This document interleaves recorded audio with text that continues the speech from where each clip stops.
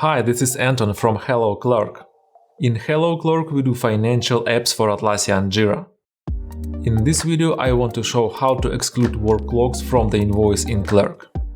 In Clerk Invoices app we can create invoices based on Jira or tempo time. In this case we use time filters. They define what to include into the invoice. And if we want to exclude Worklogs from the invoice, we can use Save Jira filters, because they allow to exclude issues. Let's create a new Save Jira filter.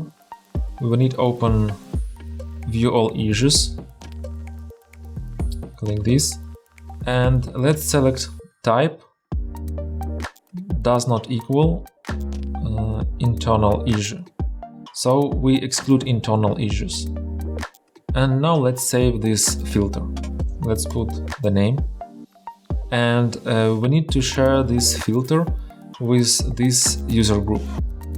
That will allow Clerk Invoices app to access this filter. Now we can open Clerk Invoices app, open the editor again, and we can add our Save Jira filter to filter list in Clerk. Thanks for watching this video. Let me know if you will have any questions. And try our apps for free in the Atlassian marketplace.